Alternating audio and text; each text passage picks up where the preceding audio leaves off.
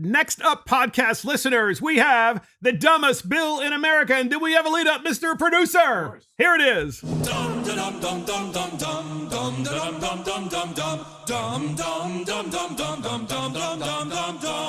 And it's the dumbest bill in America, and it is vaccine passports in California. That's right. You might need a vaccine passport to go into California, not just to go there, but actually to go to businesses. So here's what the Los Angeles Times says. California encourages venues to require vaccine passports. Just don't call them that. In other words, the Los Angeles Times is saying, require them, but don't call them that because people might get triggered and upset, which of course shows you how corrupt the Los Angeles Times is. Well, Cal Matters magazine, which is a magazine about all things California, specifically about the legislature, is basically saying, well, since the governor has this authority, he may not actually require them for everyone, but he might encourage and incentivize businesses with money. Like if you got any kind of assistance from the state, your business did, you might be required then to have people prove that they have a vaccine passport before they can even walk into your business. What about voting? Yeah. Well, that's what I was going to say. I would like to see a Paper, voter. please. Can we put an ID on your vaccine passport and require that when you go to vote? Yeah. How about a voter registration passport? So if you're going from New York to Florida, you have to show us how you voted before, and they can reject you if you're strongly liberal because they don't want you coming down there and screwing up their state, because that's what happens in California too. They leave California. I just and go to wish Arizona. California would stop exporting their people to Republican states and screwing them up. Right. I mean, Keep your part of people. the passport should be like you can't cross back over state lines. It's like a Hotel California. Once you check in, you can never leave. That's right. If you have a vaccine passport, you can come into this state, but you can't vote. Okay. Yeah. Well, whatever. Because you can't use your ID, right? Because that's the whole Michael Steele thing. So here's CNBC on vaccine passports. We have a really short clip on that, and here it is. Brown, Cornell, and Rutgers universities intend to require students to be vaccinated to return to campus. And basketball? The Miami Heat plan to offer vaccinated-only seating sections. So you heard the universities, some universities are requiring vaccine passports. That is to say, proof that you have actually received your COVID vaccine. And so here's what's going to happen. As more and more universities require this, then you're going to have, California say, well, we want the businesses to require this. And I have a problem. Look, I have a problem with bills that say that if you have a business, you can't require someone to have a vaccine, as well as those bills that say you must require, right? It's your business. You should be able to do whatever you want to do. And then, right? And if you don't want to go to that business when you're shopping, then don't go. I mean, we were just, the three of us, by the way, podcast listeners, were just in a place next door. We're not going to say where. And it was a retail kind of environment, very small. And they're like, oh, by the way, you're supposed to wear a mask. And we weren't wearing masks. Well, that's their right. It's their right to require the masks because it's a private business. But the state has no business encouraging you or forcing you, I should say. They should not force your business to require masks. But now that they've given out so much money to these businesses, they can. These public universities are not private businesses. And I mean, it's interesting that here the left try to explain like how a business has the right to put up a sign, no shirt, no shoes, no service. I was just thinking that. Yeah. I mean, if the business owner wants you to wear a mask, then that's their rules and they're entitled to it. And I'm happy to follow if I want to go to that business. Now I would probably. But California wants to require it now. Of the businesses requiring it, we're having the same problem with our own university system and University of Maryland requiring it. And here's the problem that I have with it. So let's just say that you're not one of these anti-vaxxers. You're just waiting to see. Because we know that COVID doesn't really affect people in their younger 20s and younger age. They don't have the same health outcomes as somebody that's elderly. So what happens if you're like a junior going into your senior year? You already spent a ton of money at one of these universities, and now they're requiring this. I don't know if that's necessarily right. I think that I don't think they have the power to be able to do that. We know students are really good at making fake IDs. I'm sure they can make fake passports too. That's what I was just thinking. Same thing. Might as well 2 for 1. 2 for 1. We give you a fake ID. You take this vaccine card and this fake ID and get anybody you want. What about the students that already have had COVID? I mean, there's a good portion of people that have already had COVID. They have the natural antibodies there. And you probably shouldn't get vaccinated until those antibodies are gone. And there's and they really don't know. I mean, then you you have T cell structure and stuff like that. And the proof is that this is actually working because you don't have the reinfection rate. I mean, like if you could get reinfected with COVID, I mean, those numbers have been very, very low. And they're estimating maybe as many as 100 million people have had COVID or carrying COVID antibodies.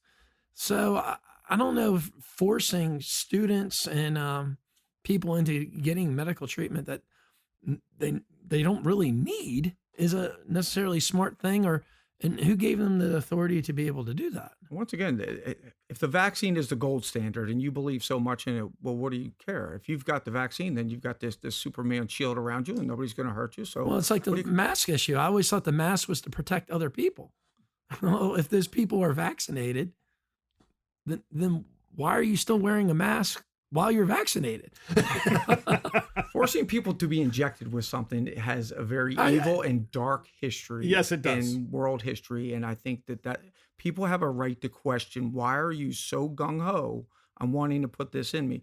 Now, look, I believe in pharmaceutical companies, but I also fully understand there's a lot of people out there that don't want a foreign substance put in their body without knowing what it really is, or what are their effects going to be 5 years from now. I mean, because I can see it with all these lawyers who advertise everything. Can you see it now? Did you get the Moderna vaccine 5 years ago? Are you suddenly going blurry when the microwave comes on? Do you light up? Do you wet yourself every time the phone rings? I mean, you never know. I mean, this is a lawyer's dream, and this is what it's going to lead to. I can guarantee you. I mean, I'm sure you agree that trial lawyers are the best people. Well, here's Governor DeSantis on vaccine passports, talking about somebody who's gotten it right. He was asked about this question. Are you going to require vaccine passports in Florida, or should they be required at all? We have the governor, and here he is. It's completely unacceptable for either the government or the private sector to impose upon you the requirement that you show proof of vaccine to just simply be able to participate in normal society. People have certain freedoms and individual liberties to make decisions for themselves. I also wonder, it's like, okay, you're going to do this, and then what, give all this information to some big corporation? You want the fox to guard the hen house? I mean, give me a break. That was pretty well said, right? Big corporations basically encouraging government and lobbying government officials to then do what? Then to force the vaccine upon everybody that the big corporation sells. I mean, talk about a vicious circle. I tell you what, DeSantis has got this right. He's been right on a lot of these issues. I mean, he's done a great job down in Florida. And that's one reason why I think Florida's gaining in population so much. Oh, yes, it is. Yes, it is. What are your thoughts? Final thoughts on this dumbest bill in America, both of you? I would agree. I think it's safe to say that he's probably the most popular governor in the country. Don't tell Larry Hogan. He really is, and people gravitate towards his message because his message is, I believe you are an adult and you can make your own decision. You're an intelligent person. We trust you to make the decision that's best for you and your family. Whereas we have other people that say, no, you're not smart enough to figure out how to walk and chew gum. Let us put this needle in your arm. It saddens me that public institutions in our university system have become science deniers. That's true. That's true. They're science deniers over this vaccine. Between government, the media, it's almost like they've created a new mental disease. And you see like where people are just... So true. I don't know if they're petrified to go back to normal, or do they don't want to go back to normal. I don't think they want to go back to normal. They like this. They're almost like conditioned They now. are. And it's probably been, to me, one of the most troublesome things to witness. Just people caving in. Fear and scarcity is one of the greatest motivations in humankind. It is. And they use it. And they use it to a T. They understand how to use it. And some people are so petrified. Like you said, they're afraid to do anything. They've used the virus as an excuse to get the predictable outcomes that they've wanted from mass mail-out voting to Absolutely. universal basic income, which is basically what we're having. What we're with doing now with unemployment. They're using it as an excuse to drive the agenda that they've always wanted. And Democrats, by the way, seem to be the ones who want these vaccine passports, right?